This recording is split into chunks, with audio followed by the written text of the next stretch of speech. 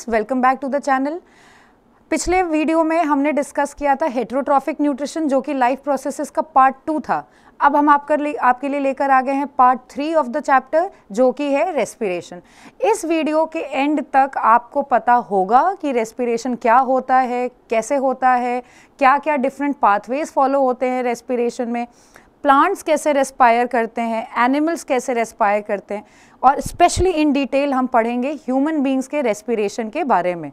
ठीक है, तो आपको एक बेसिक सा आइडिया होगा पहले की क्लासेस में पढ़ा हुआ, और नहीं भी है तो हम बिल्कुल स्क्रैच से स्टार्ट करेंगे, आपकी एनसीईआरटी को कवर करेंगे और एनसीईआरटी से थोड़ा सा एक्स्ट्रा आपको देंगे, ताकि आप अगर किसी कॉम्पिटिटिव एग्जामिनेशन लाइक कोई ओलंपियाड के लिए प्रिपेयर कर रहे हैं तो आप उसके लिए भी जो है वेल अक्विंटेड हो जाएं इस टॉपिक से। ठीक है, तो आइए स्टार्ट करा जाए रेस्पिरेशन। ठीक है, तो पहले तो सबसे पहले यही बात करेंगे कि रेस्पिरेशन क्या है। गैसियस एक्सचेंज जो है वो क्या है, intake of oxygen from the atmosphere and release of carbon dioxide. क्योंकि मोस्ट ऑफ द एनिमल्स यही कर रहे हैं, इवन प्लांट्स में भी रेस्पिरेशन में यही हो रहा है कि ऑक्सीजन जो है वो यूटिलाइज हो रहा है और कार्बन डाइऑक्साइड रिलीज हो रहा है।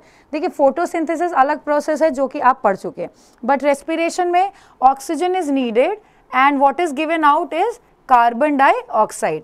Then breakdown of simple food in order to release energy inside. ठीक है, द सेल्यूलर रेस्पिरेशन। तो सेल्यूलर रेस्पिरेशन में क्या हो रहा है, जो फूड हमने पिछले वीडियो में डिस्कस किया था डाइजेस्ट होके ग्लूकोज बन जा रहा है, उस डाइजेस्टेड ग्लूकोज का एब्जॉर्प्शन हुआ था विलाय के थ्रू। विलाय में एब्जॉर्ब होने के बाद ब्लड स्ट्रीम में पहुंचा था, ब्लड से वो हर सेल तक पहुंच गया। ठीक, पहुंच गया। अब क्या काम, क्यों पहुंचा, क्यों इतना एफर्ट किया गया, वो सेल को ग्लूकोज लेके क्या करना है, कोई उसको शरबत शिकंजी नहीं पीनी है ना, उसको क्या करना है, वो उस ग्लूकोज का ब्रेकडाउन करेगा इन प्रेजेंस ऑफ ऑक्सीजन और या इन एब्सेंस ऑफ ऑक्सीजन, वो भी हम आगे डिटेल में देखेंगे। और ये देखने के बाद जो है, अगर ऑक्सीजन है तो वो क्या कर रहा है, ऑक्सीजन नहीं है तो वो क्या कर रहा है, और दोनों ही केस में वो एनर्जी प्रोड्यूस करेगा। ऑक्सीजन के प्रेजेंस में ज़्यादा एनर्जी प्रोड्यूस करेगा, ऑक्सीजन के एब्सेंस में वो कम एनर्जी प्रोड्यूस करेगा। ठीक, तो आइए डिटेल में इसी को देखते हैं। ठीक है, तो रेस्पिरेशन बेसिकली है क्या, अगर हम देखें इसको केमिकल पॉइंट ऑफ व्यू से देखा जाए तो respiration is a catabolic process. It's a catabolic process. देखिए बेटा, मैंने आपको स्टार्टिंग में भी एक बार बताया था कि एक वर्ड है मेटाबॉलिज्म, अगर आपको याद होगा, metabolism, if you remember. Metabolism मैंने आपको बताया था, it is sum of catabolism plus anabolism. ठीक है, it is sum of catabolism plus anabolism. तो जितनी भी destructive activities, breakdown activities body में प्लेस कर रही हैं, जो हो रही हैं, उनको क्या बोला जाएगा, कैटाबॉलिक प्रोसेसेस। क्या बोला जाएगा, कैटाबॉलिक प्रोसेसेस। रेस्पिरेशन भी उनमें से एक है। इसने डाइजेस्टेड फूड जो ग्लूकोज है उसको ब्रेक डाउन करेगा और रिलीज करेगा एनर्जी। तो ब्रेक डाउन हो रहा है ना, इसलिए रेस्पिरेशन क्या है, कैटाबॉलिक प्रोसेस। ठीक है जी, आगे बढ़े, चलिए। तो देखिए, the catabolic process in living organism involving the production of energy. ये बार बार एक वर्ड आ रहा है, एनर्जी। भाई कौन सी energy, light energy, sound energy, chemical energy, बिल्कुल सही, केमिकल एनर्जी। किस फॉर्म में, in the form of ATP, in the form of ATP. So energy currency of the cell is ATP. The full form is adenosine triphosphate. Adenosine triphosphate. ठीक है, adenosine triphosphate. Fine. अब देखिए, in this process the intake of oxygen and the release of carbon dioxide from the oxidation of complex organic substances. ठीक है, ये glucose oxidise होगा to produce some other product, then other product and other product. All these processes will require oxygen, and then ultimately after this carbon dioxide will be produced as a waste product or a byproduct along with metabolic water and huge or less amount of energy depending on the process. ठीक है, अब देखिए, glucose, that is C6H12O6 in presence of oxygen will give you energy, that is ATP, then carbon dioxide and water. Let's balance it. So it will be 6O2, 6CO2, 6H2O. ठीक है, it will be C6H12O6 plus 6O2, ये तो लगना बिल्कुल मत समझिएगा कि CO2 लिखा है, ठीक है। 6O2 will give you 6CO2 and 6H2O. Clear, ठीक है। एनर्जी प्रोड्यूस हुई इन the form of ATP, ATP का फुल फॉर्म है एडेनोसिन ट्राइफॉस्फेट, ठीक है। अब देखिए एडेनोसिन ट्राइफॉस्फेट जो है वो जो है बॉन्ड्स में, अपने बॉन्ड्स में वो एनर्जी स्टोर कर रहा है। एडेनोसिन जो है, adenosine comes from the nitrogenous base adenine. DNA में जो है क्लास 9th में आपके पास थोड़ा बहुत न्यूक्लियस में डीएनए के बारे में बात थी, तो उसमें आप पढ़ोगे कि डीएनए जो है it is made up of a ribose sugar, a deoxyribose sugar, pento phosphate group and nitrogenous bases. 4 तरीके के नाइट्रोजनस बेसिस होते हैं। क्या क्या? Adenine, guanine, cytosine, thymine. जिसमें से एडेनिन जो है वो है एडेनोसिन। अब वो अपने साथ एक एक फॉस्फेट को ऐड करता जाएगा, तो जब एक को ऐड करेगा तो AMP, दूसरे को ऐड करेगा तो ADP और तीसरे फॉस्फेट ग्रुप को ऐड कर लेगा तो ATP। तो एक है फॉस्फेट अगर, तो एडेनोसिन मोनोफॉस्फेट, उसमें कम एनर्जी है क्योंकि एक ही सिंगल बॉन्ड है फॉस्फेट का। अगर 2 हैं तो एडेनोसिन डाइफॉस्फेट, उसमें थोड़ी ज़्यादा एनर्जी है क्योंकि 2 फॉस्फेट ग्रुप है तो 2 बॉन्ड्स हैं। तो एनर्जी जो है वो स्टोर्ड कहाँ है बेटा? बॉन्ड में स्टोर्ड है, it is stored in the bond. फिर अगर एक और फॉस्फेट ग्रुप है तो वो हो जाएगा ATP, एडेनोसिन ट्राइफॉस्फेट। यह एनर्जी ज़्यादा होगी क्योंकि बॉन्ड्स फॉस्फेट के साथ 3 है, एनर्जी बॉन्ड में ही स्टोर्ड है, इसको बॉन्ड एनर्जी बोल रहे हैं। जब आप बॉन्ड तोड़ोगे, जैसे मान लीजिए आपको चाहिए, आप क्रिकेट खेलने जा रहे हैं, ठीक है, या आप डांस क्लास के लिए जा रहे हैं और आपको एनर्जी चाहिए, तो कहाँ से ये एनर्जी आएगी? यही ATP में एक एक बॉन्ड टूटेगा, तो ATP will break 1 phosphate bond and it will turn into ADP। जब एक बॉन्ड टूटा तो उससे एनर्जी रिलीज होगी। फिर उसके बाद आपको और एक्सरसाइज करनी है तो वो ADP भी एक बॉन्ड तोड़ देगा और बन जाएगा AMP, ठीक है। तो आप जैसे जैसे विगरस एक्टिविटीज़ जैसे भी करते हैं उस हिसाब से एनर्जी रिक्वायरमेंट के बेसिस पे बॉन्ड एनर्जी रिलीज होती रहती है। और बॉन्ड एनर्जी रिलीज कैसे होगी? जब आप बॉन्ड तोड़ेंगे, ठीक है। बॉन्ड तोड़ने की ज़रूरत पड़ेगी जब आपको एनर्जी की ज़रूरत पड़ेगी, ठीक है। तो ये तो एक बेसिक इक्वेशन ऑफ रेस्पिरेशन हो गया यहाँ पे, ठीक है। देखिए अब एनर्जी जो है वो अभी जैसे मैं आपको बता रही थी ATP में सबसे ज़्यादा है, उससे कम ADP में है, उससे भी कम AMP में है, ठीक है। तो सेल जो है आप सोचोगे कि क्यों ATP ही बना रहा है ना? तो बेटा सबसे ज़्यादा एनर्जी भी तो ATP के पास ही है। एनर्जी भी जो है वो सबसे ज़्यादा किसके पास है? अगर देखा जाए तो सबसे ज़्यादा ATP है, फिर ADP है और फिर AMP है। क्लियर, ठीक है। तो अभी जैसे मैं ये बता रही थी कि ये बेसिक इक्वेशन ऑफ रेस्पिरेशन है। देखिए आपको दिख रहा है कि भाई ये तो सिंगल स्टेप इक्वेशन लिख दिया तो भाई हो गया काम खत्म। नहीं नहीं, ऐसा नहीं है, ठीक है, ऐसा नहीं है, बहुत लंबा पाथवे है, ठीक है। तो सबसे पहले तो देखिए glucose is a 6 carbon molecule and in the cytoplasm, okay, in the cytoplasm a 3 carbon compound called pyruvate और पायरुविक एसिड इज फॉर्म्ड, ठीक है। पायरुवेट और pyruvic acid is formed. Clear, fine. अब ये बना कैसे? देखो डायरेक्ट नहीं बना, डायरेक्ट नहीं बना। इस प्रोसेस को बोलते हैं formation of pyruvic acid from glucose is known as glycolysis. क्या कहलाएगा? ग्लाइकोलिसिस। देखो कहाँ हो रहा है बेटा glycolysis? Glycolysis is taking place in the cytoplasm. Glycolysis is taking place in the cytoplasm और ये जो है यूनिवर्सल पाथवे है।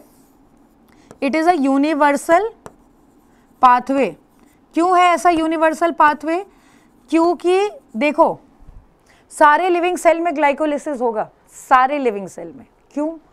क्योंकि भाई देखो प्रोकैरियोटिक और यूकैरियोटिक के पास कुछ भी कॉमन हो ना हो, साइटोप्लाज्म तो है ही भाई, है कि नहीं?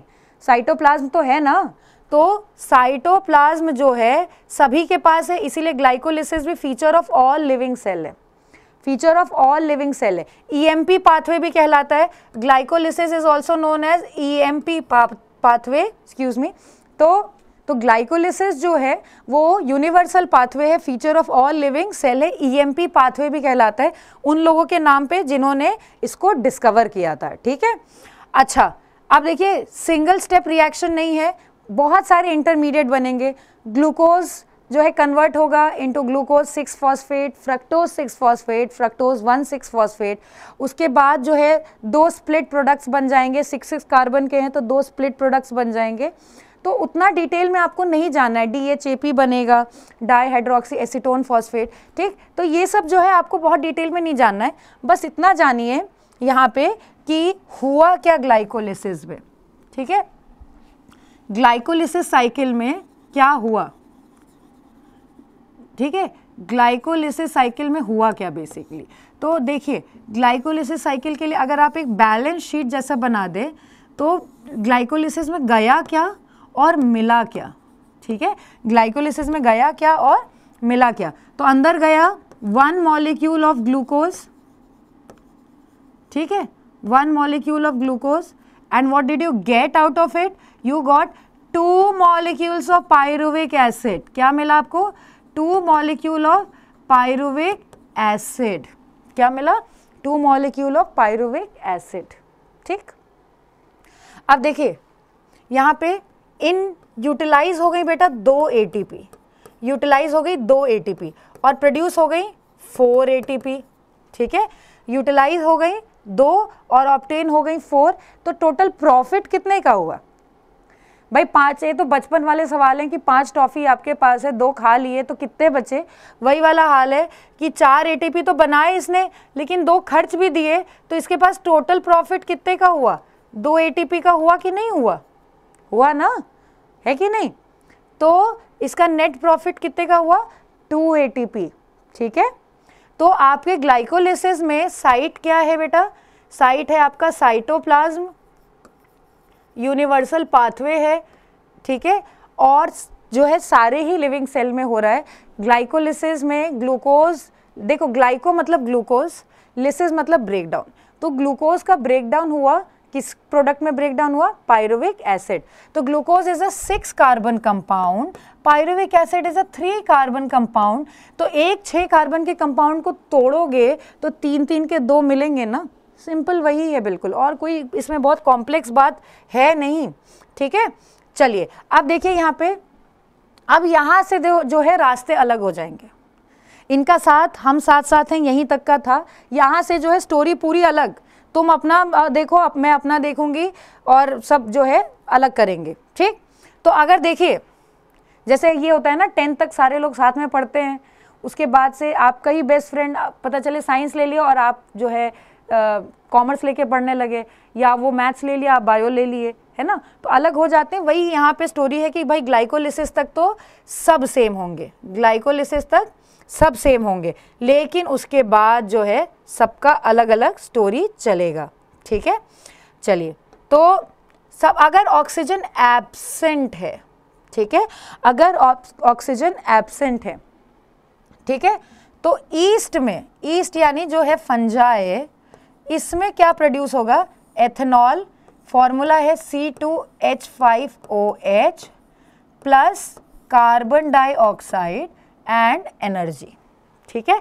इस प्रोसेस को फर्मेंटेशन भी बोला जाता है। Fermentation is anaerobic respiration, fermentation is anaerobic respiration. आसान हिंदी वर्ड में अगर हम इसको जाने तो ये है कि किसी भी सामग्री को, वस्तु को सड़ाना, उसको फर्मेंट करना, ठीक है। तो जो है फर्मेंटेशन बेसिकली हम लोग जो है इस्तेमाल करते हैं in the process of wine making and bakery या ब्रेड मेकिंग, ठीक है, wine making and bread making, ठीक है। तो देखिए ईस्ट जो है वो दोनों ही इंडस्ट्री में यूज हो रहा है, इसलिए ईस्ट को हम लोग बोलते हैं द बेकर्स ईस्ट और द ब्रूअर्स ईस्ट। क्या बोलते हैं ईस्ट को, इसी प्रोसेस की वजह से हम लोग क्या बोलते हैं वाइन मेकिंग में, ब्रूअर्स ईस्ट या बेकर्स ईस्ट, या जो है ब्रेड की वजह से बेकर्स ईस्ट। किसको बोलते हैं बेटा, कौन सी ईस्ट को, सैक्रोमाइसिस सर्वेसी, बट उतना अभी डिटेल में मत जानो, ठीक है। तो C2 देखो ज़्यादा नहीं पढ़ के परेशान होना है, थोड़ा थोड़ा पढ़िए, ठीक है। तो C2H5OH जो है वो एथनॉल है और कार्बन डाइऑक्साइड प्रोड्यूस हुआ। तो आप देखा करिए ब्रेड, या जैसे घर पे मम्मी कभी केक बना रही हैं खुद ही, या आप आजकल तो सब बच्चे यूट्यूब से देख के खुद ही बड़े एक्सपर्ट हो गए, है ना। तो आप अगर देखा करिए तो उसमें ईस्ट पाउडर ऐड कर देते हैं। क्यों ऐड करते हैं, क्या मतलब है, स्पॉन्जीनेस आए, फ्लफीनेस आए। तो आप अगर ब्रेड को तोड़ोगे, बन को तोड़ोगे, तो उसमें आपको छोटे छोटे होल्स दिखाई देंगे। जब आप प्रेस करते हो तो वो होल्स स्क्वीज हो जाते हैं, छोड़ते तो वो वापस आ जाते हैं। वो होल्स किस चीज़ से क्रिएट हुए हैं, कार्बन डाइऑक्साइड से। किस चीज़ से क्रिएट हुए हैं, कार्बन डाइऑक्साइड। और फिर दूसरा आता है जो वाइन बनाते हैं, जैसे grape wine, apple cider wine, और जो है राइस से माल्ट बनता है। ये सब चीज़ें जो है इन्हीं फ्रूट्स को एनएरोबिक कंडीशन क्रिएट कर दिया जाता है कि ऐसे बर्तन में रख दिया जाता है जिसमें ऑक्सीजन की एंट्री नहीं है, और वहाँ पे ईस्ट को ग्रो करने दिया जाता है। ईस्ट जब ग्रो करेगा तो वहाँ पे जो है वो प्रोड्यूस करेगा अपना कंपाउंड, कौन सा, एथेनॉल, ठीक। ईस्ट जो है ये काम करता है इन प्रेजेंस ऑफ एंजाइम जाइमेज। कौन सी एंजाइम, जाइमेज, ठीक है। कौन सी एंजाइम, जाइमेज। तो ये फर्मेंटेशन कौन से एंजाइम के प्रेजेंस में होता है, जाइमेज। याद करिए पिछले वीडियो में मैंने आपको एंजाइम का मतलब बताया। अब जिनको याद है वेल एंड गुड, नहीं याद है तो वापस से जाके वीडियो देखिए, एंजाइम का मतलब समझिए, और फिर देखिए फर्मेंटेशन में कौन सी एंजाइम लगी है, जाइमेज, ठीक है। फर्मेंटेशन में एंजाइम लगी है जाइमेज। तो ये तो कहानी हुआ कि अगर ऑक्सीजन एब्सेंट है ग्लाइकोलिसिस के बाद, तो ईस्ट सेल है, तो ईस्ट के ही साइटोप्लाज्म में ये काम हो जाएगा, ठीक। अब आता है अगर कहीं लैक ऑफ ऑक्सीजन है या अनअवेलेबिलिटी ऑफ ऑक्सीजन हो गया, ऑक्सीजन की कमी हो गई, ठीक है। तो ऑक्सीजन की कमी में, जैसे मान लीजिए कि आपकी समर वेकेशन चल रहे हैं, है ना, तो अभी आपकी हैबिट नहीं है, आप सुबह अपना बढ़िया देर से सो के उठते हैं आराम करते हुए, है ना, और फिर उसके बाद बहुत ज़्यादा फिजिकल एक्टिविटी नहीं है। जब स्कूल खुल जाएंगे तो सडनली एक दिन जो है आप स्कूल जाएंगे, इतने दिनों बाद बहुत सारा काम होगा स्कूल में, बहुत ऊपर नीचे सब करना होगा, तो आप जो है पेन एक्सपीरियंस करते हैं, है ना।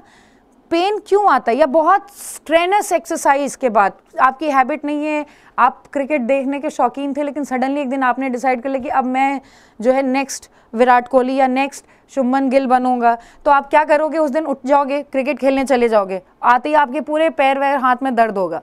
क्यों हुआ, क्योंकि आपके मसल्स को आदत है नहीं उतने ऑक्सीजन को यूज़ करने की, और आपने सडनली एक दिन यूज़ करवा दिया, तो अब कर दिया, तो वहाँ पे क्या हो जाएगा, मसल्स में लैक ऑफ ऑक्सीजन, मसल्स में क्या हो जाएगा, लैक ऑफ ऑक्सीजन। और वो लैक ऑफ ऑक्सीजन के कारण वो करने लगेगा एनएरोबिक रेस्पिरेशन। क्या करेगा, एनएरोबिक रेस्पिरेशन, और प्रोड्यूस करेगा लैक्टिक एसिड। लैक्टिक एसिड भी बेटा एक 3 कार्बन कंपाउंड ही है, ठीक है। लैक्टिक एसिड भी एक 3 कार्बन कंपाउंड है, और ये कहाँ पे स्टोर हो जाएगा, आपके मसल्स में, ठीक। इसी को कहते हैं मसल फटीग। फटीग मतलब बेटा थकान, ठीक है, फटीग मतलब थकान, ठीक है। तो मसल फटीग हो जाएगा, ठीक। और उसके बाद आपको एक्सपीरियंस होंगे क्रैम्प्स। क्या एक्सपीरियंस होंगे, क्रैम्प्स, ठीक, क्लियर। तो आप देखिए कि अगर क्वेश्चन आता है कि Rohit after batting for 20 overs experience cramps, what could be the reason, तो रोहित शर्मा तो चलिए भैया बहुत बड़े खिलाड़ी हैं, हिटमैन हैं, लेकिन जैसे यहाँ की बात करें, कोई आम रोहित की बात करें जो क्रिकेट नहीं खेलते हैं, तो उनको क्रैम्प्स अगर आ रहे हैं तो इसका मतलब क्या है, उनके मसल्स में लैक ऑफ ऑक्सीजन की वजह से एनएरोबिक रेस्पिरेशन होने लगा, और जो प्रोडक्ट प्रोड्यूस हुआ वो क्या है, लैक्टिक एसिड, ठीक। तो अगर ये क्वेश्चन क्रैम्प्स वाला आता है तो आंसर क्या होगा, production of lactic acid in the presence of, sorry, in the absence of oxygen, or in the condition where there is lack of oxygen, ठीक, it causes muscle fatigue, ठीक है। अब तो स्टोरी जो है वो ये है कि अगर ऑक्सीजन प्रेजेंट है, अगर ऑक्सीजन प्रेजेंट है और सेल जो है वो यूकैरियोटिक है, ठीक है, तो यहाँ के बाद इफ ऑक्सीजन इज प्रेजेंट, ठीक है, if oxygen is present and the cell is eukaryotic then this pyruvic acid, जो ये प्रोड्यूस हुआ है pyruvic acid, it will first change into pyruvic acid will first change into acetyl coenzyme A। ये एक intermediate product है और इस reaction को बोला जाता है लिंक रिएक्शन। क्या बोलते हैं बेटा? Link reaction. क्यों बोलते हैं हम लोग लिंक रिएक्शन? क्योंकि ये लिंक करता है ग्लाइकोलिसिस को आगे के प्रोसेसेस से, ये लिंक करेगा ग्लाइकोलिसिस को आगे के प्रोसेसेस से। और देखिए pyruvic acid can not cross the mitochondrial membrane, that is why it is converted into acetyl coenzyme A and this acetyl coenzyme A will enter into mitochondria. It will enter into mitochondria. Mitochondria में cycle चलेगी जिसको कहेंगे Krebs cycle. ठीक है, क्या कहेंगे? Krebs cycle. ठीक, ये क्रेब्स साइकिल में बड़े सारे इंटरमीडिएट बनेंगे, बहुत लंबा साइकिल है। ठीक है, देखो ग्लाइकोलिसिस एक लीनियर प्रोसेस था, क्रेब्स साइकिल एक सर्कुलर प्रोसेस है। इसमें जो है एसिटाइल कोएंजाइम है और सिट्रिक एसिड जो है मिलेंगे और सब बहुत सारे प्रोडक्ट्स बनेंगे, isocitric, cis aconitic, alpha ketoglutaric, succinic enzyme, succinyl coenzyme A, ठीक है, मैलिक एसिड, फ्यूमेरिक एसिड। तो ये सब जो है आपको पढ़ाया जाएगा हायर क्लासेस में जब आप क्रेब्स साइकिल पढ़ेंगे। यहाँ आपको बस इतना जानना है कि माइटोकॉन्ड्रिया में क्रेब्स साइकिल होगा, यहाँ पे प्रोड्यूस होंगे FAD, NADH, ठीक है, और GTP। ये सब कुछ जो है ये जाएंगे आपके जो है माइटोकॉन्ड्रियल, इनर माइटोकॉन्ड्रियल मेम्ब्रेन पे, यानी ऑक्सीजोम्स पे। कहाँ जाएंगे? ऑक्सीजोम्स पे। ठीक, अब इसके आगे प्रोसेस चलेगा माइटोकॉन्ड्रिया के अंदर ही जो कहलाता है ETS। क्या कहलाता है? ETS, electron transport system. क्या कहलाएगा? इलेक्ट्रॉन ट्रांसपोर्ट सिस्टम, जहाँ पे ये FAD, NADH और GTP, बेटा ये भी एनर्जी प्रोड्यूसिंग कंपाउंड्स ही हैं। ठीक है, FAD फेरेडॉक्सिन जो है यहाँ पे, और निकोटिनामाइड और ये ग्वानोसिन ट्राइफॉस्फेट, ये सब कुछ भी है एनर्जी स्टोर करते हैं। ठीक है, जैसे आप देखेंगे कि एक FAD से आपको 2 ATP मिलेंगे और एक NADH से आपको जो है 3 ATP मिलेंगे। ठीक है, तो ये चीज़ें जब आप देखोगे हायर क्लासेस में पढ़ोगे तो और डिटेल में पढ़ोगे और वास्ट पढ़ोगे। यहाँ इतना जानिए कि माइटोकॉन्ड्रिया में क्रेब्स साइकिल होगा जहाँ पे एनर्जी इंटरमीडिएट्स बनेंगे। मतलब इन्होंने डायरेक्ट ATP नहीं प्रोड्यूस की, इन्होंने ATP का जो है प्रिकर्सर प्रोड्यूस कर दिया कि हाँ ठीक है, इस जब भी ATP की ज़रूरत पड़ेगी तो आप इनको तोड़ के ATP ले लीजिए। देखो एक तो होता है डायरेक्ट हाथ में पैसा दे देना, है ना, और एक होता है कि चेक दे दीजिए। तो डायरेक्ट हाथ में पैसा आ गया तो आपके पास पैसा, आप सीधा यूटिलाइज करिए। चेक आप हर जगह, भाई गोलगप्पे के ठेले पे ले जाके आप चेक तो दोगे नहीं, क्या करोगे? वेट करोगे, जब किसी दिन आपको ज़रूरत पड़ेगी तो आप चेक में बैंक लगाइए, सॉरी चेक में बैंक लगाइए नहीं, बैंक में चेक लगाइए और आप उसको एनकैश करा लीजिए। ठीक है, एनकैश करा लिया, अब आप उस कैश को यूज़ करिए। तो उसी तरह यहाँ पे ये जो है ये चेक हैं, जब कभी ATP की ज़रूरत पड़ेगी तो इनको ब्रेक करके ATP ऑब्टेन कर लिया जाएगा। ठीक, तो इसके बाद अब प्रोसेस चलेगा इलेक्ट्रॉन ट्रांसपोर्ट सिस्टम, वहाँ पे ऑक्सीजोम्स इन्वॉल्व होंगे। बेटा ऑक्सीजोम ज़रा सा याद करिए, क्या थे ऑक्सीजोम्स? ऑक्सीजोम हमने माइटोकॉन्ड्रिया में पढ़े थे, F0 F1 particle, F0 F1 particle, अगर आपको याद हो F0 F1 पार्टिकल जो माइटोकॉन्ड्रिया के इनर माइटोकॉन्ड्रियल मेम्ब्रेन पे प्रेजेंट है। वहाँ पे एक एंजाइम है ATP सिंथेटेज, एक एंजाइम है ATP सिंथेटेज। ठीक है, ये एंजाइम के प्रेजेंस में ATP बनता है। ठीक है, और यहाँ पे क्या होगा कि ये जो जाएंगे तो यहाँ पे होंगे इलेक्ट्रॉन कैरियर्स। क्या होंगे? Electron carriers. बेटा इलेक्ट्रॉन जो है जंप करेगा one place to another, another to next carrier, next to next carrier. ठीक है, अब यहाँ पे जब जब इलेक्ट्रॉन जंप करेगा तो हर जंपिंग में थोड़ी एनर्जी रिलीज करेगा, लूज करेगा ना, भाई कूद रहे हैं तो थक रहे हैं तो इलेक्ट्रॉन भी जब एक से दूसरे कैरियर पे जंप करके जाएगा तो एनर्जी रिलीज करे। यही सब एनर्जी, ऑक्सीडेशन एनर्जी जो है यूटिलाइज होगी और एटीपी बनेगा। तो यहाँ पे बनने वाले एटीपी को बोलते हैं, यहाँ पे जो प्रोसेस से एटीपी बनती है उसको बोलते हैं ऑक्सीडेटिव, एक second, oxidative phosphorylation, oxidative phosphorylation. जैसे एटीपी में आपने एटीपी का फॉर्मेशन फोटोसिंथेसिस में पढ़ा था, वहाँ लाइट के प्रेजेंस में हो रहा था तो उसको फोटोफॉस्फोराइलेशन बोल रहे थे। यहाँ एटीपी का formation in presence of, formation of ATP utilising by using oxidation energy is known as oxidative phosphorylation. तो रेस्पिरेशन में जो एटीपी बन रही है वो ऑक्सीडेटिव फॉस्फोराइलेशन, फोटोसिंथेसिस में जो बन रही है वो फोटोफॉस्फोराइलेशन। तो बेटा देखिए एरोबिक रेस्पिरेशन में क्या हुआ, साइटोप्लाज्म में ग्लूकोज जो है ब्रेक डाउन हो गया इनटू पायरुविक एसिड और फिर पायरुविक एसिड कन्वर्ट हो गया इनटू एसिटाइल कोएंजाइम में। इस प्रोसेस को बोला गया लिंक रिएक्शन, क्योंकि पायरुविक एसिड माइटोकॉन्ड्रियल मेम्ब्रेन को पार नहीं कर सकता था, इसलिए कन्वर्ट हुआ into acetyl coenzyme A.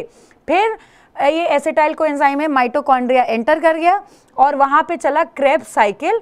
Krebs cycle में बहुत सारे इंटरमीडिएट्स बने और उसमें प्रोड्यूस हुए एनर्जी स्टोर्स जो कि FADH, NADH और GTP थे, और ये सब चले गए ETS में। ETS में क्या प्रेजेंट थे, इलेक्ट्रॉन कैरियर्स। ETS का फुल फॉर्म है बेटा इलेक्ट्रॉन ट्रांसपोर्ट सिस्टम, ठीक है, या चेन, कुछ भी बोल सकते हैं, इलेक्ट्रॉन ट्रांसपोर्ट सिस्टम या इलेक्ट्रॉन ट्रांसपोर्ट चेन, ठीक। और यहाँ इलेक्ट्रॉन कैरियर्स में जंपिंग ऑफ इलेक्ट्रॉन्स हुआ। ये F0 F1 पार्टिकल पे एक एंजाइम है ATP सिंथेटेज जो ATP का प्रोडक्शन कराएगा, और यहाँ पे ATP के प्रोडक्शन को कहते हैं ऑक्सीडेटिव फॉस्फोराइलेशन, क्योंकि वो क्या यूज कर रहा है, ऑक्सीडेशन एनर्जी। अब इस पूरे प्रोसेस में आप देखो तो 2 ATP तो यहाँ बने थे, ग्लाइकोलाइसिस बने क्या थे, 4 बने थे, 2 इस्तेमाल हुए। क्रेब्स साइकिल में ये सब कुछ जो मिलाकर है यहाँ पे, और ये सब जो है बाकी सारा ये माइटोकॉन्ड्रिया में जो है आपका 34 ATP बन रहा है। माइटोकॉन्ड्रिया में क्या बन रहा है, 34 ATP, उसमें लिंक रिएक्शन भी मिला लेंगे, ठीक है।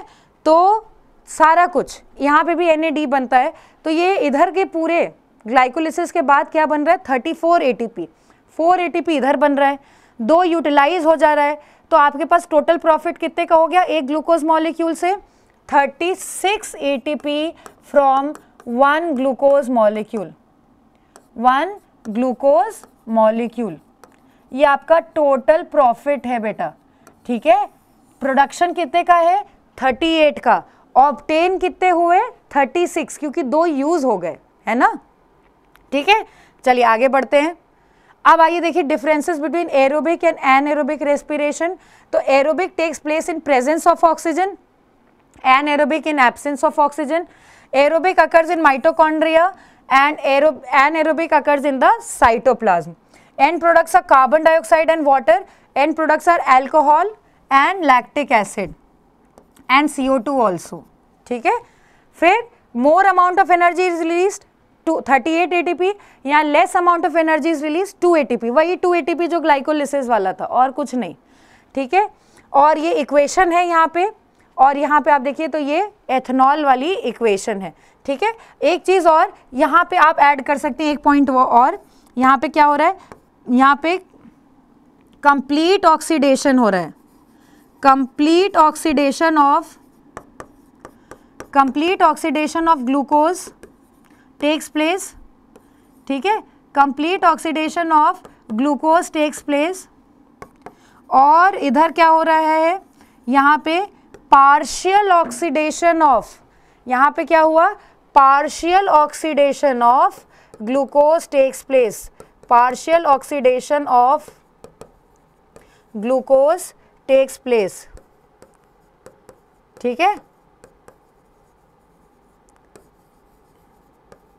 ठीक, फाइन। तो एक ये पॉइंट्स हो गए। अब आगे आइए देखा जाए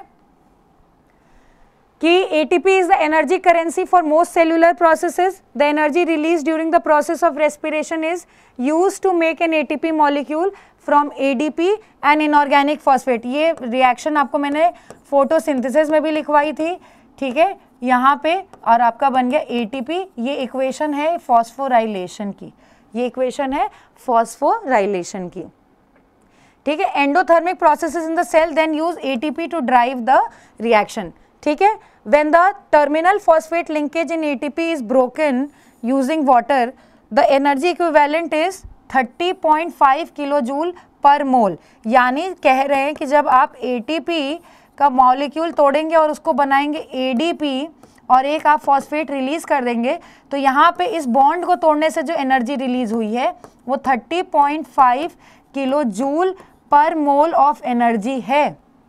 अब आप समझ लीजिए, ठीक है, कितनी एनर्जी निकल रही है. Now respiration is a catabolic process and here break down of glucose takes place, ठीक है, break down of glucose is taking place, ठीक है भाई. चलिए अब आते हैं ह्यूमन रेस्पिरेटरी सिस्टम पे, ठीक है. ये आप देखिए ह्यूमन रेस्पिरेटरी सिस्टम. तो हमारा जो रेस्पिरेटरी सिस्टम है वो कहाँ से स्टार्ट हो रहा है? स्टार्ट हो रहा है नॉस्ट्रिल से,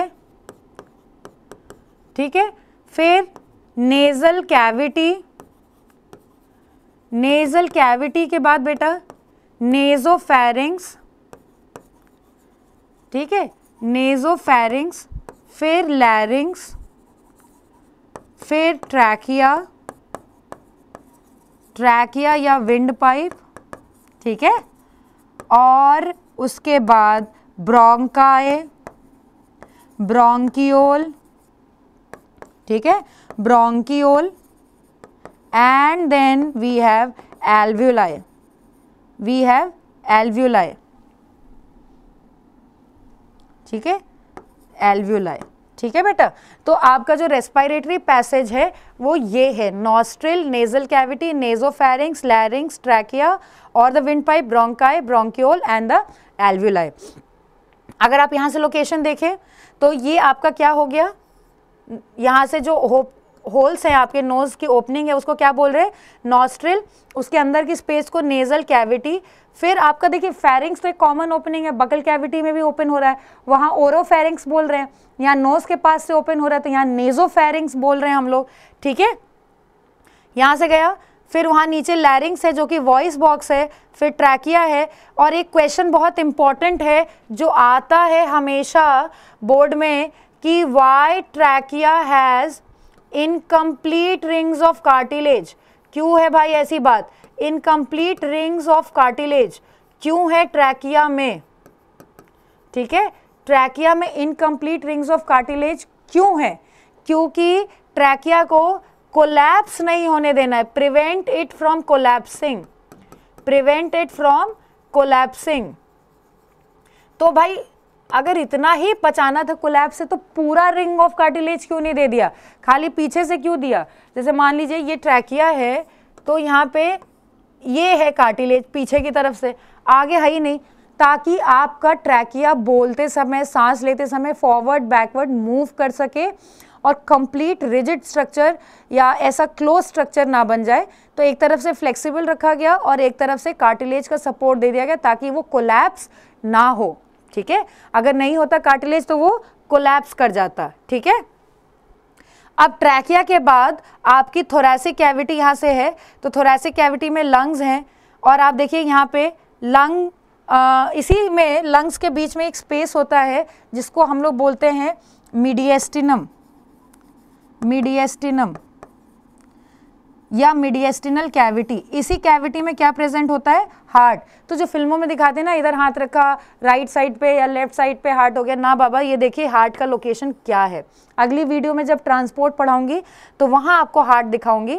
और नीचे ये डोम शेप बोन आपको एक दिखाई दे रहा है, डायफ्रम. ठीक है, तो आप देखो ट्रैकिया जो है वो स्प्लिट हो गया into bronchi and bronchi has split into, this is trachea, split into two bronchi. Bronchi further splits into many bronchioles. ठीक है, ये देख सकते हैं आप.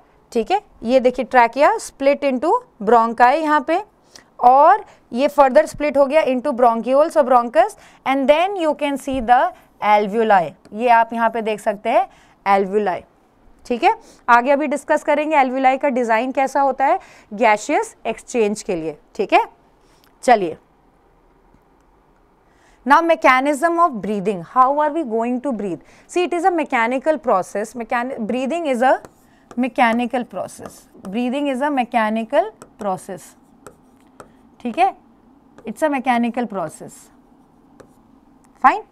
अब इसमें दो स्टेप्स हैं, इनहलेशन या इंस्पायरेशन एंड एक्सहेलेशन या expiration.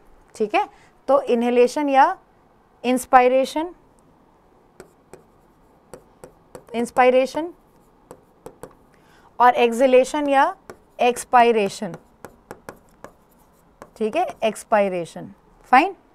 Now during inhalation the thoracic cavity expands. अब बेटा थोड़ा सा इस बारे में आपको जानना पड़ेगा। ये जो आपको थोरैसिक कैविटी दिख रही है जिसमें लंग्स हैं, ये नीचे डायफ्राम है जो डोम शेप्ड बोन है, इसके आगे जो है यहाँ पे जो है आपकी बोन होगी स्टर्नम। कौन सी बोन होगी? स्टर्नम। ठीक है, बोन विल बी स्टर्नम। एक सेकेंड, ठीक है, यहाँ पे या ब्रेस्ट बोन, स्टर्नम और द ब्रेस्ट बोन। ठीक है, अभी कैविटी को इंक्लोज करेंगे। इस स्टर्नम से निकले होंगे रिब्स, 1 2 3 4 5 6 7। ठीक है, रिब्स निकले होंगे और कितने पेयर ऑफ रिब्स? 12। कितने पेयर ऑफ रिब्स? 12। ठीक है, अब देखो बेटा 7 पेयर ऑफ रिब्स जो हैं, 7 पेयर ऑफ रिब्स, 1 2 3 4 5 6 7, ये डायरेक्टली स्टर्नम से जुड़ी हैं, इसलिए ये लोग कहलाती हैं ट्रू रिब्स। क्या कहलाएंगी? True ribs. और 8 9 10 जो पेयर है ये इनडायरेक्टली स्टर्नम को छू रही है, किसके द्वारा? 7th रिब के द्वारा, तो ये क्या कहलाती हैं? False ribs. क्या कहलाएंगी? False ribs. और देखिए 11th और 12th तो किसी से जुड़ी नहीं है, तो ये क्या कहलाती हैं? Floating ribs. क्या कहलाएंगी? Floating ribs. ठीक है, ये क्या कहलाएंगी? Floating ribs. तो रिब्स जो है 3 टाइप में डिवाइडेड हैं, true ribs, false ribs and floating rib. Rib number 1 to 7 pair, 1st to 7th pair is true ribs. True क्यों है? क्योंकि स्टर्नम से सीधा जुड़े हुए हैं। Then 8th to 10th pair are false ribs, false ribs, and 11th and 12th pair are, since not connected to any bone, they are floating ribs. क्या है ये? floating ribs. ठीक है, ये है floating ribs. क्लियर? तो ये जो है ये आपकी चेस्ट कैविटी है। ठीक है, तो आपकी चेस्ट कैविटी में बोन्स कौन कौन सी होगी? The breast bone, sternum, 12 pair of ribs and the dome shape bone that is the diaphragm. तो during the inhalation the thoracic cavity और द चेस्ट कैविटी एक्सपैंड्स। देखो पूरा गेम जो है इसी बात का है। इनहेलेशन में pressure is inversely proportional to volume. ठीक है, pressure is inversely proportional to volume.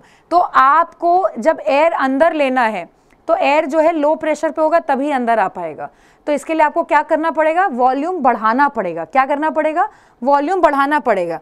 तो इस वजह से आप वॉल्यूम बढ़ाने के लिए क्या कर रहे हो? थोरैसिक कैविटी को एक्सपैंड कर रहे हो। क्या कर रहे हो? एक्सपैंड। कैसे एक्सपैंड करेंगे? जो डोम शेप्ड बोन है डायफ्राम वो फ्लैट हो जाएगी। ठीक है, और the sternums will move forward, the ribs will move forward. तो देखिए the ribs lift up, that is move forward, आगे आ जाएगा, and the diaphragm becomes flat, the volume of lung increases, therefore the pressure will decrease and the air will enter the lungs. Clear? अब उधर देखिए exhalation में यहाँ thoracic cavity का volume क्या होगा? रिड्यूस, तभी प्रेशर हाई होगा तो एयर बाहर जाएगा। पूरा गेम सिर्फ बेटा प्रेशर और वॉल्यूम का है, दोनों इनवर्सली रिलेटेड है। Ribs move downward, that is backward, diaphragm becomes again dome shape, ऊपर आ गया, और the volume of lung decreases and the air exits from the lungs, क्योंकि प्रेशर बढ़ गया। ठीक है, तो ये देखिए यहाँ पे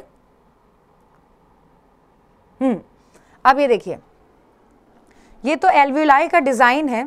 कि कैसे गैशियस एक्सचेंज हो रहा है, तो देखिए बेटा, आपके जो बॉडी में ब्लड है, ठीक है, जो हार्ट से आया है यहाँ पे, उस वाले ब्लड में कार्बन डाइऑक्साइड का पार्शियल प्रेशर क्या है, ज़्यादा, ठीक, और ऑक्सीजन का पार्शियल प्रेशर क्या है, कम, जो ब्लड में आया है, ठीक है, क्योंकि ब्लड कैसा आया है, डीऑक्सीजनेटेड ब्लड। कहाँ से आया है, हार्ट से। कहाँ से आया है, हार्ट से, डीऑक्सीजनेटेड ब्लड, ठीक है। और आपने सांस लिया तो एटमॉस्फेयर के थ्रू जो एल्विलाई में ब्लड आया है वो कैसा है, उसमें ऑक्सीजन का पार्शियल प्रेशर ज़्यादा है और कार्बन डाइऑक्साइड का पार्शियल प्रेशर कम है। तो ये ब्लड कैसा हो गया, ऑक्सीजनेटेड ब्लड। कैसा हो गया, ऑक्सीजनेटेड ब्लड, ठीक है, ये ब्लड कैसा हो गया, ऑक्सीजनेटेड ब्लड, ठीक है। तो अब देखिए सिंपल प्रोसेस ऑफ डिफ्यूजन होगा, सिंपल प्रोसेस ऑफ डिफ्यूजन, ठीक है। अब आप एक चीज़ देखो कि एटमॉस्फेयर से जो एयर आया उसमें ऑक्सीजन ज़्यादा है यहाँ पे और कार्बन डाइऑक्साइड कम है। यहाँ पे स्टोरी दूसरी है, यहाँ पे क्या है, यहाँ पे कार्बन डाइऑक्साइड ज़्यादा है और ऑक्सीजन कम है, ठीक। डिफ्यूजन में क्या होता है, movement of gaseous molecule from a region of high concentration to a region of low concentration.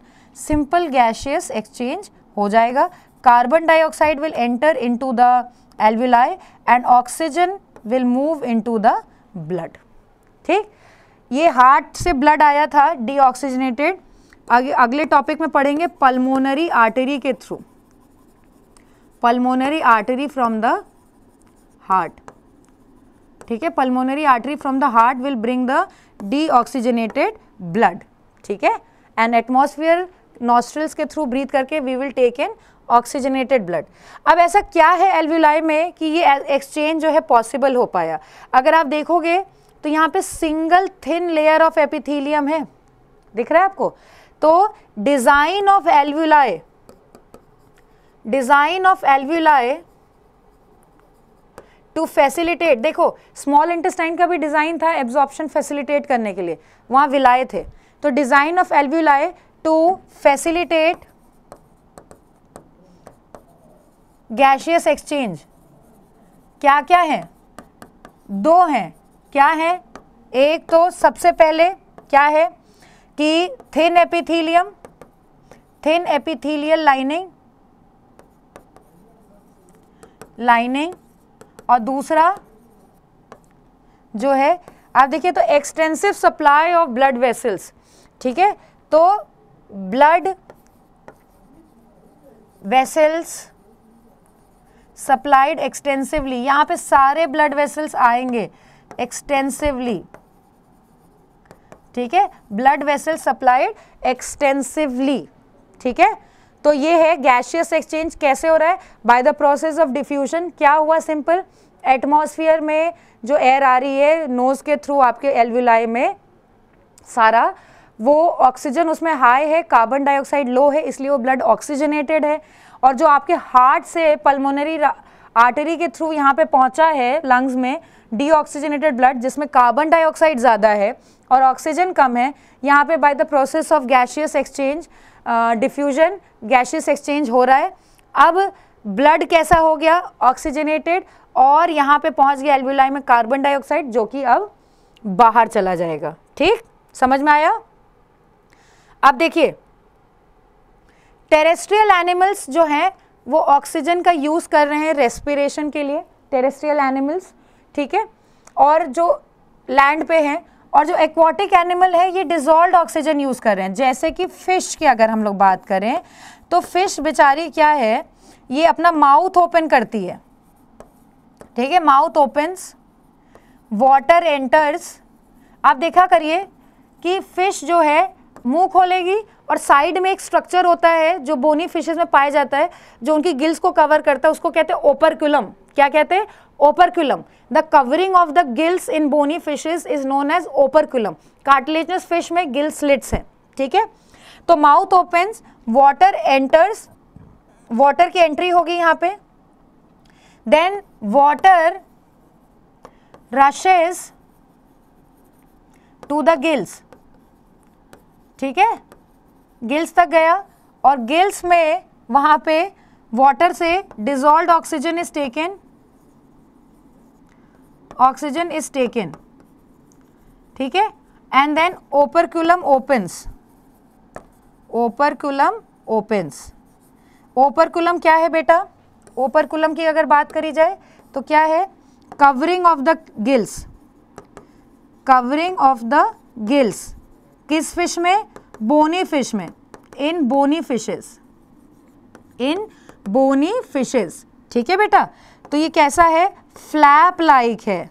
और अगर जिनमें ओपर्कुलम नहीं है जैसे कार्टिलेजिनस फिश में, तो वहाँ हम लोग बोलेंगे गिल स्लिट्स। क्या बोलेंगे? Gill slits. इसलिए देखा करिए मछली बेचारी बड़ा तेज तेज सांस लेती है, क्योंकि बड़ी, एक तो थोड़ा सा ऑक्सीजन है, पानी में कम ऑक्सीजन है, वो भी ऑक्सीजन जो है वो डिसॉल्व फॉर्म में है ना। तो एक तो करेला ऊपर से नीम चढ़ा, थोड़ा है और वो भी सीधा नहीं है, वो भी डिसॉल्व स्टेट में। तो आप देखिएगा वो सेम करेगी, मुंह खोलेगी ओपर्कुलम खोलेगी, मुंह खोलेगी ओपर्कुलम खोलेगी, ये उसका प्रोसेस चलता रहता है।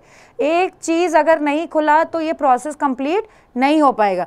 तो अगर क्वेश्चन आता है कि Y is the respiratory rate of aquatic animals higher than the terrestrial animal? Because they have to respire from the oxygen which is available in dissolved state, that is in dissolved form in the water, ठीक है।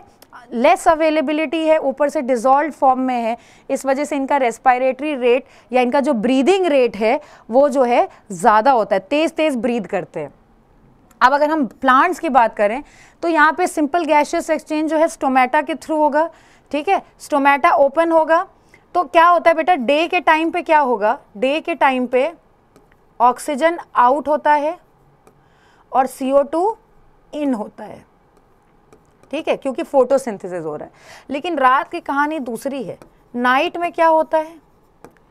Night में oxygen use होता है for respiration and carbon dioxide is out. इसीलिए अक्सर मना किया जाता है कि रात में पेड़ के नीचे नहीं सोना चाहिए। कोई भूत आत्मा वाली बात नहीं है, बात ये है, ठीक है। और एक तो कीड़े मकोड़े हैं, ठीक है, तो कार्बन डाइऑक्साइड जो है वो रिलीज करेंगे, ठीक है। और इसके अलावा एक स्ट्रक्चर है जिसको हम लोग बोलेंगे लेंटिसेल्स। लेंटिसेल्स क्या है बेटा? लेंस शेप्ड ओपनिंग है, lens shaped opening on the bark of the tree, lens shaped openings present on the bark of the tree, present on the bark of the tree, bark of the tree, ठीक है। Lens shaped opening present on the bark of the tree, हमेशा खुले रहते हैं, कभी बंद नहीं होते। तो जब हमेशा खुले रहेंगे तो भाई एक्सचेंज तो होता ही रहेगा। ये नहीं स्टोमेटा जैसे नहीं है कि दिन रात या पानी है और नहीं है तो ये ओपन होंगे, ये हमेशा ओपन रहते हैं, परमानेंट ओपनिंग है, ठीक है। And the general surface of the root जिसके थ्रू गैसियस एक्सचेंज होगा, ठीक है। अब जरा इस पे वापस आते हैं, ये आपको जो मैकेनिज्म ऑफ ब्रीदिंग था यहाँ पे, तो इस मैकेनिज्म ऑफ ब्रीदिंग में अगर हम बात करें तो जो है यहाँ पे हमने बात किया, ये देखो बेटा ये सारी चीज़ें तो बोन्स है ना, रिब्स, स्टर्नम, डायफ्राम, ये सब, तो ये मूव करने के लिए इनको चाहिए मसल्स। तो कौन से मसल्स हैं? 3 तरीके के मसल्स हैं जो आपके इनहेलेशन और एक्सहेलेशन में इन्वॉल्व हैं। एक है intercostal muscles, intercostal muscles, phrenic muscle और एब्डोमिनल मसल, एब्डोमिनल मसल। देखिए, ठीक है, यही मसल कॉन्ट्रैक्ट करेंगे या रिलैक्स करेंगे तो डायफ्राम, रिब्स और आपका स्टर्नम फॉरवर्ड बैकवर्ड मूव करेगा, ठीक है। तो muscles involve in this inhalation and exhalation are intercostal muscle, phrenic muscle and abdominal muscle, ठीक है। यहाँ पे अब कुछ टर्मिनोलॉजीज देख लें। तो अगर हम बात करें तो एक टर्म आपके एनसीईआरटी में दिया हुआ है रेसिडुअल वॉल्यूम। इसका क्या मतलब हुआ? रेसिडुअल वॉल्यूम, देखो आपके लंग्स जो है कभी एम्प्टी नहीं होते, लंग्स आर नेवर एम्प्टी। आप फोर्सिबल एक्सपायरेशन करिए, उसके बाद भी एक सर्टेन वॉल्यूम ऑफ एयर आपके लंग्स में बच जाएंगे, ठीक। तो क्या है? Volume of air left in the lungs, left in the lungs after forceful expiration, after forceful expiration is known as residual volume.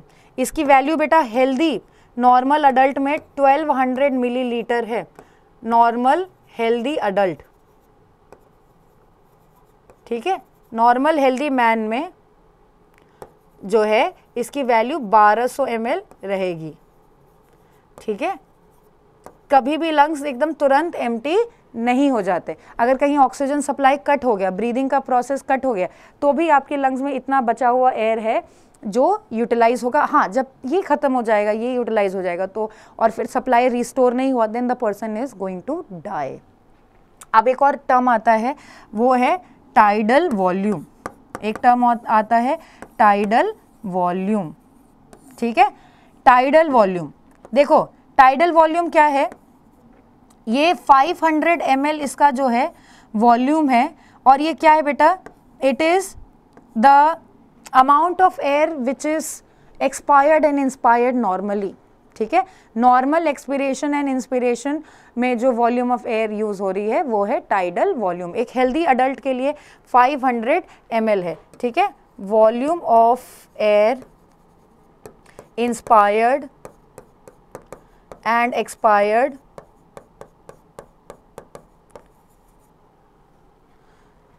In normal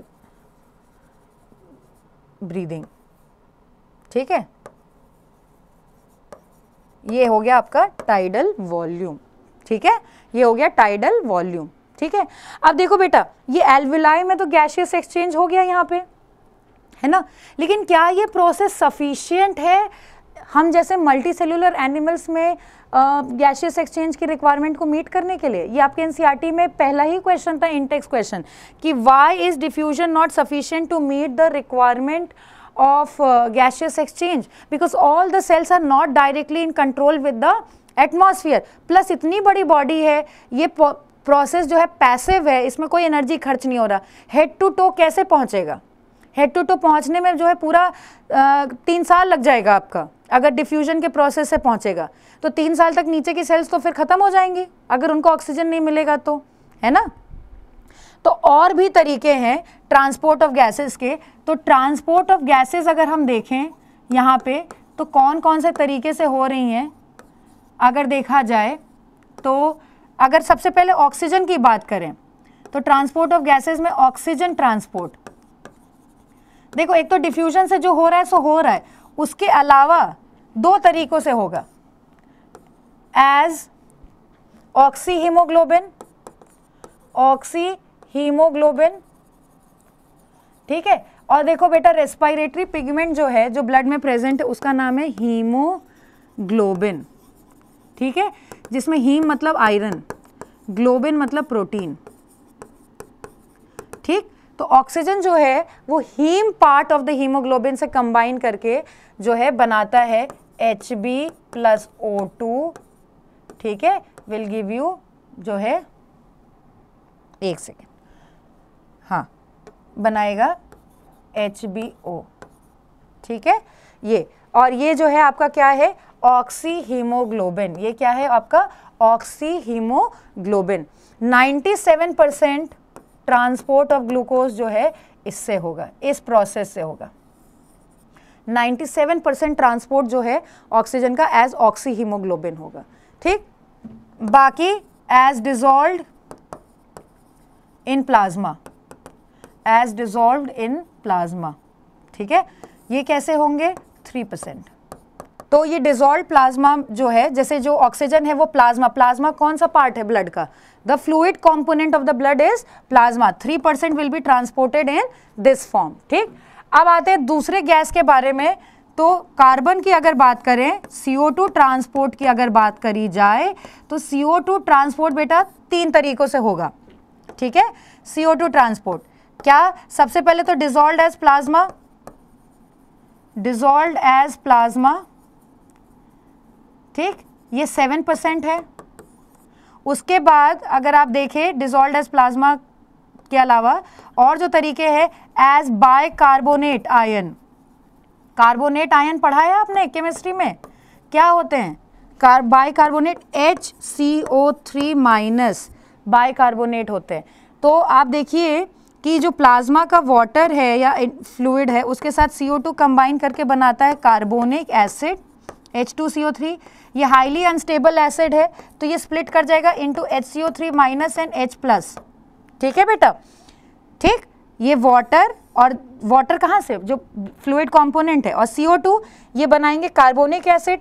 ये अनस्टेबल एसिड है, ये तुरंत स्प्लिट कर जाएगा into HCO3 minus and H plus.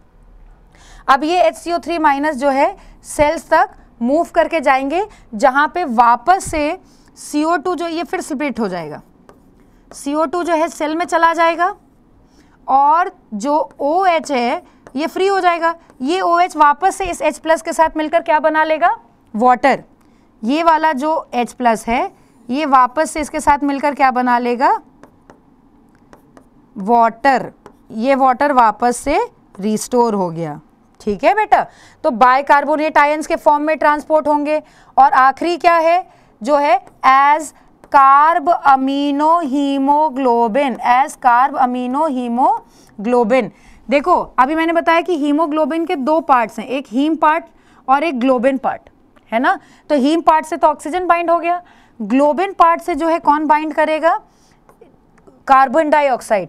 ठीक है, तो CO2 binds with the globin part,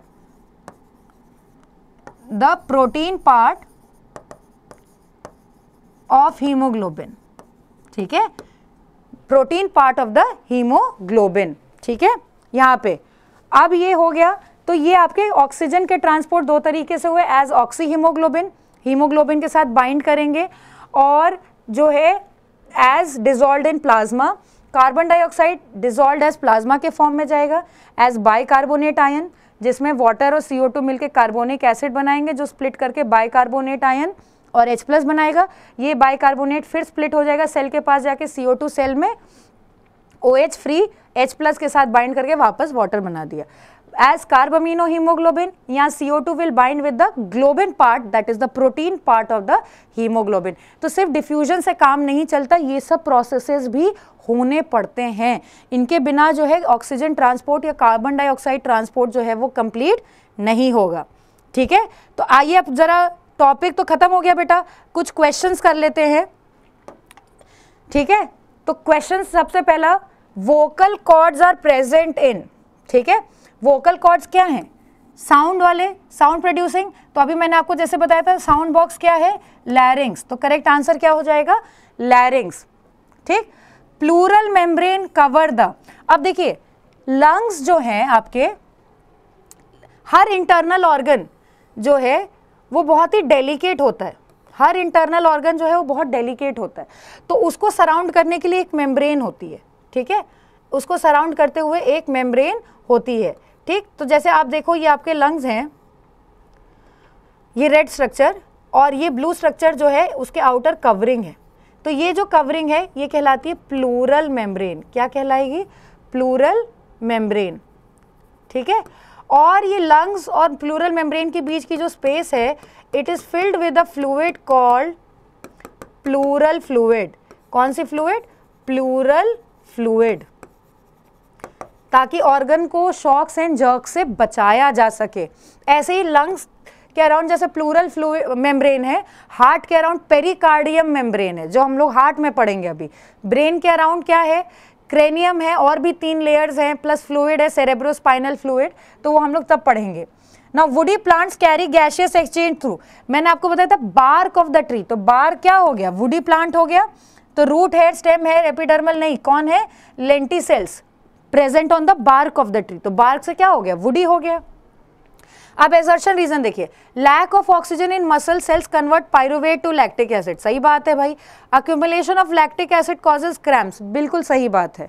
ठीक है, तो ये एक दूसरे को एक्सप्लेन भी कर रहे हैं, तो assertion is also true, reason is also true, both are explaining each other. तो उस डिफॉल्ट से ऑप्शन क्या हो जाएगा, बी। अब यहाँ ऑप्शंस नहीं मेंशन्ड है, बट उसी हिसाब से देखिए, opening and closing, opening of and closing of stomatal pore is a function of guard cell। सही बात है। massive amount of gaseous exchange takes place through pores। ठीक है, ये भी सही बात है। तो क्या ये ओपनिंग एंड क्लोजिंग को ये बात समझा रहा है? ठीक है, क्या ये बात समझा रहा है? Closing and opening of stomatal pore is a function of guard cell. True, ठीक है। And massive amount of gases exchange takes place through these pores, ये भी ट्रू है। But both are not explaining each other, so by that virtue, sorry, if we are taking both are explaining each other, then we will be taking this as A option and एक second बेटा, हाँ, we will be taking this as A option, और यहाँ पे both are explaining each other, both are not explaining each other but they are true, तो we will be taking them as B option. Fine. चलिए, इस video में हमने क्या क्या सीखा? हमने सीखा कि रेस्पिरेशन क्या है, हमने सीखा कि ब्रीदिंग क्या है, सेल्यूलर रेस्पिरेशन कैसे होता है, एरोबिक एनारोबिक रेस्पिरेशन, ईस्ट कैसे अपना एनर्जी बना रहा है, मसल्स थकने पे कैसे एनर्जी बना रहे हैं, है ना। और आपके बोर्ड में इसमें से 1-2 क्वेश्चन जो हैं आने कंफर्म है, स्पेशली वो जो फ्लो चार्ट हमने मेटाबॉलिज्म ऑफ ग्लूकोज का करा वो, ठीक है। तो ये सारी चीज़ें हैं, हमने मैकेनिज्म ऑफ ब्रीदिंग देखा, हमने गैसियस एक्सचेंज देखा, ट्रांसपोर्ट ऑफ गैसेस देखा, रेसिडुअल वॉल्यूम देखा। आपके एनसीईआरटी को क्रिस्प करके यहाँ पे ब्रेक करके इजी लूसिड लैंग्वेज में एक्सप्लेन किया गया है। नेक्स्ट पार्ट में हम लोग लेकर आएंगे ट्रांसपोर्ट इन मैन। तब तक आप ये वीडियो देखिए। Thank you.